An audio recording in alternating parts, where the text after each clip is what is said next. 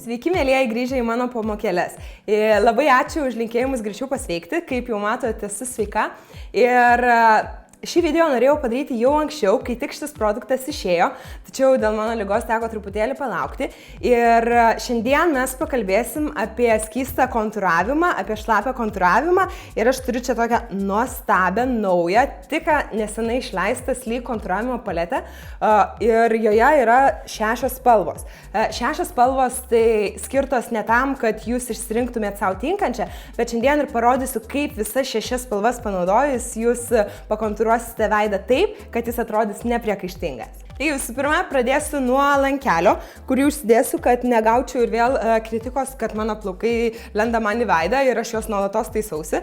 Ir imu teptuką ir paletės pačią pirmą šviesiausią spalvą, tai yra štai šita gelsvumo turinti šviesi spalva.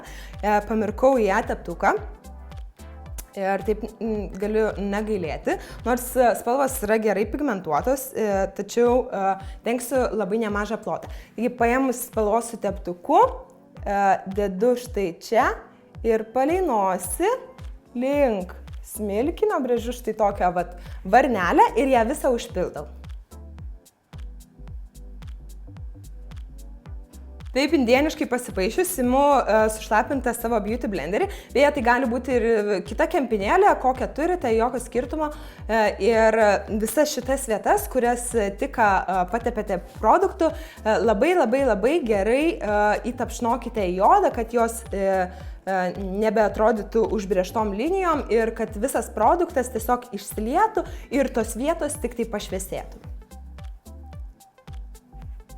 Štai taip išsišviesinus veido centrus, imu teptuką ir dabar jau važiuoju prie pačios tamsiausios paletės spalvos, kurią naudosiu savo skruostikaulių pabrėžimui.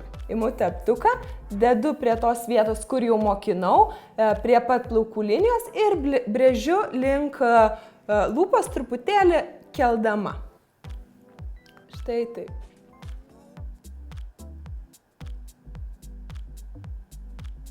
Ir toliau galite imti tą patį beauty blenderį, išsklaidyti produktui arba kaip aš imti dvigubo plauko šepetėlį arba kažkokį nedidelį sklaidymo šepetėlį ir taip jūs labiau kontroliuosite procesą.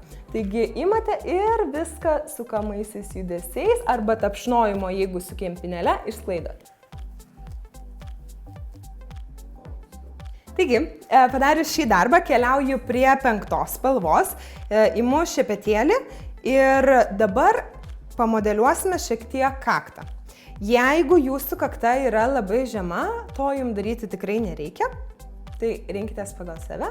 Tai šiek tiek tokio veidui suteikti dimensijos, lengvai, štai palei kaktą ir uždėsiu.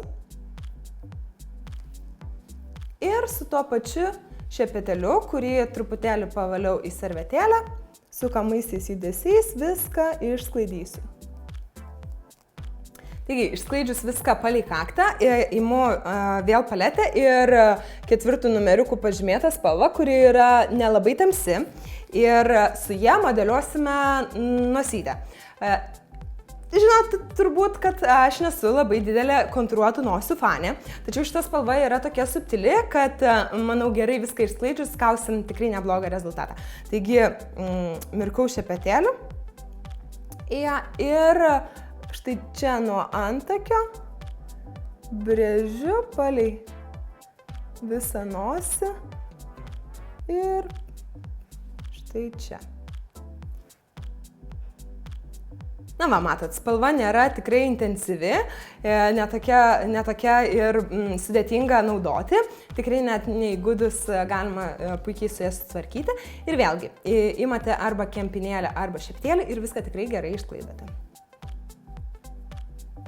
Štai taip, padailinus nosytę, keliaukim vėl atgal prie skruostų ir dabar imsime iš eilės mažėjimo tvarka 3 spalvą ir jos dėsime tiesiai ant skruostikaulių tam, kad pats modeliavimas pereitų į natūralesnę spalvą ir tie skruostai būtų tokio 3D efekto.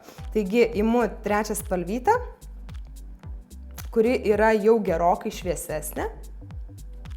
Ir tiesiai su šepetėliu dedu štai čia ant pačių skruostikaulių palei tą vietą, kur mes modeliavome. Na va, ir paskutinė mums likus spalva, štai šita antroji šviesi spalvytė bus skiriama pašviesinti ir iškilumo suteikti veido centrui, tai yra kakta, per nosį, šiek tiek virš lūpos ir ant smakro. Taigi, užsidedame.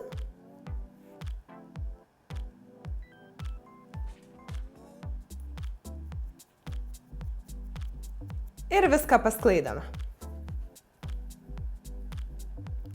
Na štai, pasimodeliavom veidą panaudojus visas spalvas ir iš tikrųjų dabar efektas yra ganėtinai stiprus. Taip nepatarčiau eiti į gatvę ir jūs žinote, apskritai aš nesu labai didelė tokio dramatiško modeliavimo fanė. Todėl visą šitą pamodeliavimą mes paslėpsime panaudojus sudrėkintą Beauty Blenderį ir lengvo makiažo pagrindo švelnių sluoksnių. Taip ir reikėtų daryti, pasidaryti iš pradžių modeliavimą ir tada padengti veidą lengvai kreminę pudrą. Bet iš tikrųjų, panaudoju šitą produktą, aš galiu pasakyti jums tokį dalyką, kad atmetus šviesiausią spalvą, galite tamsias modeliavimo spalvas iš tiesų naudoti ir jau ant kreminės pudros. Ir iš tikrųjų, kadangi jos visos labai lengvai sklaidosi, nepalieka dėmių, yra kremiškos, yra pakankamai pigmentuotos, bet tikrai ne taip aštriai, kad negalėtume to daryti ant kreminės pudros viršaus. Tai iš tiesų galite, kai skubate, nenorite pilno modeliavimo, tiesiog tamsia spalvyte dienai netgi pasimodeliuoti jau ant kreminės pudros. O dabar, kaip ir minėjau, imu Beauty Blenderį, imu lengvos pudrytės, dedu truputėlį ant rankos ir visą šitą stiprų išmodeliavimą paslėpsiu po lengvų sluoksnių. Taip mano veidas atrodys nepriekaištingas, tačiau neatrodys kaip kaukė. Voila! Štai taip nepriekaištingai atrodo jūsų išmodeliuotas veidas, tik su vienoje pakuotėje esančiamis priemonėmis. Ir iš tiesų, jeigu norite stipresnio efekto, galite grįžti į mano buvusį video apie veido kontūravimą ir skaistalus ir uždėję lengvą pudros sluoksnį pakartoti visus modeliavimo subtilumus jau su sausomis priemonėmis. Taip jūsų veidas atrodys nepriekaištingai, kad ir visą naktį.